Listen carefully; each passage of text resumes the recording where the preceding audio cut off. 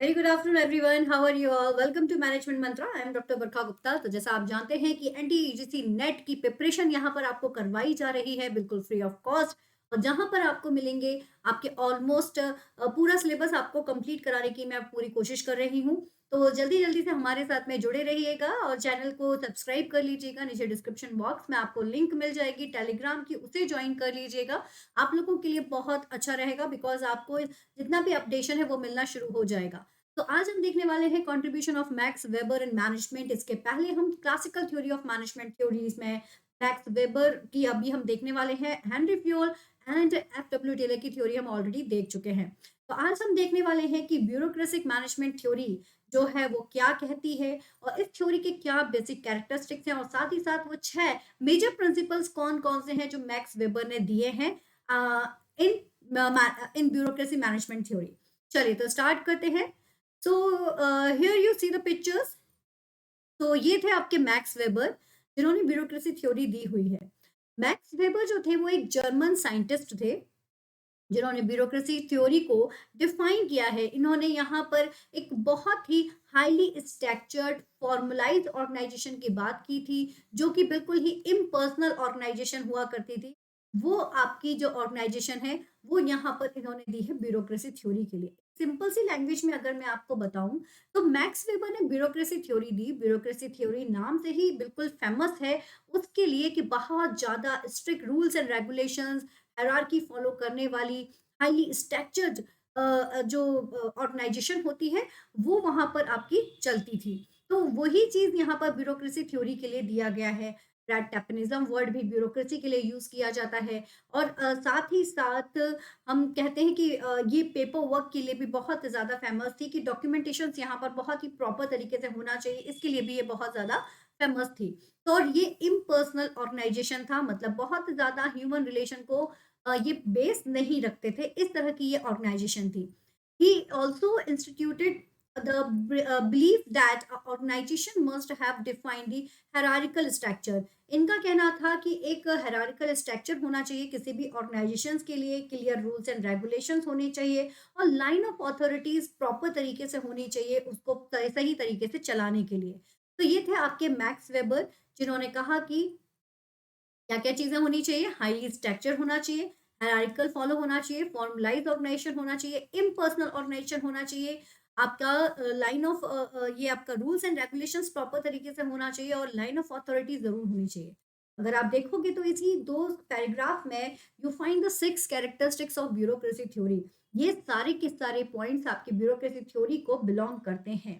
ठीक है, अभी देखते हैं क्या-क्या बेसिक कैरेक्टरिस्टिक्स यहाँ पर इन्होंने बताए हैं ब्यूरोक्रेसी थ्योरी के लिए, जो आइडियली इनमें से कुछ चीज़ें आज भी फॉलो की जाती हैं, जैसे कि आपका डिवीज़न ऑफ वर्क आज भी फॉलो होता है, हायरार्की आज भी फॉलो होती है। साथ ही साथ रिकॉर्ड कीपिंग कुछ जगह पर होती है, बट कुछ जगहों पर पेपर वर्क बहुत ज़्यादा होता है, कुछ जगहों पर लीनिएंट होता है, ठीक है? लेकिन और रूल्स एंड रेगुलेशंस यानी कि डिसिप्लिन आज भी फॉलो किया जाता है ऑर्गेनाइजेशंस में। तो ये कुछ ऐसी चीज़ हैं जो आज भी ऑर्गेनाइजेशंस में मानी जाती हैं। बट हाँ, बहुत ज़्यादा इम्पर्सनल रिलेशनशिप और ये सारी चीज़ें नेगेटिव सेंस में आती हैं जो अब फॉलो नहीं की जाती हैं। सो एडमिनिस्ट्रेटिव क्लास का कहना था कि टॉप लेवल बिल्कुल अलग होना चाहिए बाकी सारी लेवल्स और मैनेजमेंट से। हायरार्की इन्होंने यहाँ पर बोला था कि एक प्रॉपर हायरार्की फॉलो होनी चाहिए, यानी कि अगर मिडिल लेवल लोअर लेवल को अगर कोई बात बोलनी है तो वो मिडिल लेवल को बताएगा, और मिडिल लेवल आपके टॉप लेवल को बताएगी। वहीं टॉप लेवल अगर कोई बात लोअर लेवल तक पहुंचाना चाहते हैं तो पहले वो मिडिल लेवल को कहेंगे, उसके बाद वो लोअर लेवल को कहेंगे। इस तरह से एक प्रॉपर हायरार्की जरूर फॉलो होनी चाहिए, ऐसा इनका कहना था। और ऐसा देखा भी गया है कि आज के समय पर भी हायरार्की कई जगहों पर फॉलो की जाती है। उसी को हम एक फॉर्मल ऑर्गेनाइजेशन का नाम भी देते हैं। वहीं डिवीजन ऑफ वर्क की अगर बात की जाए तो इनका कहना था कि बेस्ड ऑफ स्पेशलाइजेशन, स्पेशलाइजेशन के बेसिस पर डिवीजन ऑफ वर्क होना चाहिए, मतलब काम को बांट देना चाहिए स्पेशलाइजेशन के बेसिस पर। अगर कोई पर्सन कंप्यूटर में बहुत अच्छी प्रोफिशिएंसी रखता है तो उसे कंप्यूटर की जॉब मिलना चाहिए, और अगर कोई मशीन पर बहुत अच्छी पकड़ रखता है तो उसे मशीन का वर्क मिलना चाहिए। कोई पेपर वर्क बहुत अच्छा करता है तो उसे अकाउंटेंसी या फिर पेपर हैंडलिंग का वर्क मिलना चाहिए। तो इस तरह से हर एक की अगर अपनी-अपनी कुछ स्पेशलिटी होती है तो उसके अकॉर्डिंग लाइक जिसने जिसमें स्पेशलाइजेशन किया है जो स्किल्स उसके अंदर है उसको उसके अकॉर्डिंग ही काम मिलना चाहिए। जैसे आप भी जानते हैं कि अलग-अलग फ़ील्ड हो गया, एचआर हो गया, आईटी हो गया, मार्केटिंग हो गया, ये सारे कुछ ऐसे फ़ील्ड हैं जिन सब में लोग अलग-अलग तरीके से स्पेशलाइज़ेशन करते हैं। कोई आर्टिस्ट होता है, कोई पेंटिंग में बेस्ट होता है, कोई आर्किटेक्चर बहुत अच्छा होता है। तो इस तरह से हर एक की अलग-अलग स्पेशलाइज़ेशन होती है, तो जॉब या डिवीज़न ऑफ वर्क भी उसी के अकॉर्डिंग उनको मिलना चाहिए। इस तरह से यहाँ पर डिसाइड किया गया। साथ ही साथ कुछ रूल्स एंड रेगुलेशंस जो ऑर्गेनाइजेशंस में बनाए गए हैं, वो हर किसी को फॉलो करना कंपल्सरी होगा। इस तरफ भी इनका ध्यान सबसे ज़्यादा था कि ऑफिशियल रूल्स एंड रेगुलेशंस के ऊपर ज़्यादा फोकस किया गया है। इम्पर्सनल रिलेशनशिप की तरफ इन्होंने यहाँ पर फोकस किया है कि वर्कर्स को as a worker he treat करना है, हमें एज़ अ ह्यूमन बीइंग यानी कि उनके साथ किसी तरह का कोई रिलेशनशिप क्रिएट नहीं करना है। इनका कहना था कि ऑर्गेनाइजेशन में जो काम करने वाले हैं, वो सिर्फ़ एक काम करने वाले ही लोग हैं, उनके साथ हमें किसी भी फीलिंग्स को जोड़ना सही नहीं है, वो इनका कहना यहाँ पर था। साथ ही साथ इनका ऑफिशियल रिकॉर्ड की तरफ बहुत ज़्यादा फ़ोकस होता था कि रिकॉर्ड कीपिंग पर बहुत ज़्यादा बिलीव करते थे कि जो भी आपको टास्क कराना है, उसका प्रूफ होना चाहिए। अगर आपको रॉ मटेरियल जनरेट कराना है, उसका प्रूफ होना चाहिए। तो हर तरफ से प्रूफ के लिए यहाँ पर पेपर वर्क बहुत अधिक मात्रा में किया जाता था। तो पेपर वर्क की तरफ ये बहुत ज़्यादा फ़ोकस करते थे। ठीक है? तो they are the basic characteristics जो मैक्स वेबर ब्यूरोक्रेसी थ्योरी में फॉलो करते थे। आर्के आपकी administrative class, hierarchy, division of work, official rule, impersonal relationship and official record. अब यहाँ पर मैं आपको बताने वाली हूँ मैक्स वेबर्स की ब्यूरोक्रेटिक फॉर्म्स में 6 मेजर प्रिंसिपल्स भी आते हैं, वो कौन-कौन से हैं? और तो जो हमने अभी कैरेक्टरिस्टिक्स पढ़े थे, ये उसी के ही सिमिलर ही हैं, कुछ अलग से नहीं हैं। बस इनको नाम दे दिया गया है प्रिंसिपल्स का, जैसे कि एक फॉर्मल हायरार्किकल स्ट्रक्चर, जो भी टास्क होना है उसके लिए एक हायरार्किकल स्ट्रक्चर प्रॉपर क्रिएट होना चाहिए, जिससे कि आप हर लेवल पर एक प्रॉपर कंट्रोल कर सकें। ठीक है ना? हर प्रॉपर कंट्रोल कर सकें।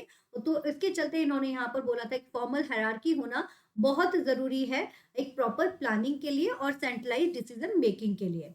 रूल बेस्ड मैनेजमेंट होना चाहिए, this is the first one, that is second one, rule based management होना चाहिए। The organization uses rules to expert control, यहाँ पर कुछ प्रॉपर रूल्स एंड रेगुलेशंस होना चाहिए, दे शुड बी फॉलोड और उसकी वजह से उन रूल्स को फॉलो कर सके, इस तरह का कंट्रोल भी होना चाहिए सीनियर लेवल्स का अपने जूनियर्स के ऊपर।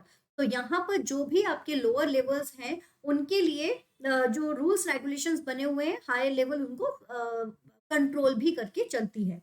फिर फंक्शनल स्पेशलिटी ऑफ ऑर्गेनाइजेशंस, ये वही हो गया। स्पेशलाइज्ड वर्क आपका होना चाहिए, specialist to do the work, जो जिस काम में अ, माहिर होता है उसको वही काम यहाँ पर दिया जाना चाहिए।